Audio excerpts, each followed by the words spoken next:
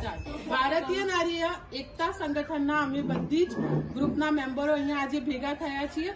અમારો આજે મુદ્દો એ છે કે જે આપણા પક્ષીઓ અને મૂંગા પ્રાણીઓ છે જે ગરમીથી હીટ વેવથી ઝૂંઝાઈ રહ્યા છે, જેમને પાણી અને અનાજ નથી મળી રહ્યું, તેમની માટે આપણે થોડોક સુવિધા કરી શકીએ છીએ. જેવી રીતે આવી રીતે તમે ઘર પણ લઈ શકો છો કાં તો બનાવી શકો છો. જો તમારી પાસે આવું ઘર ના હોય, ના બનાવી શકતા હોય તો તમારા ઘરમાં જે આવી રીતના ડબ્બા હોય એની અંદર પણ ઘાસ કે થોડું અનાજ રાખીને તમે પક્ષીઓની અને મૂંગા પ્રાણીઓની મદદ કરી શકો છો અને આવી રીતના ઘર પણ બનાવી શકો છો. પોતાની ઘરની બહાર તમે રાખી શકો અને પક્ષીઓને પાણી પીવા માટે તમારી ઘરની બહાર જરૂરી કુંડો મૂકવો, જેનાથી પક્ષીઓ વારંવાર પાણી પી શકે અને ગરમીથી બચી શકે, અને પૂરતો અનાજ પણ મૂકવું.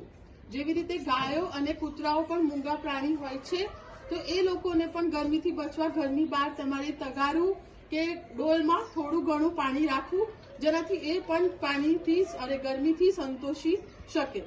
ભારતીય નારી એકતા સંગઠન જિંદાબાદ. ભારતીય નારી એકતા સંગઠન જિંદાબાદ.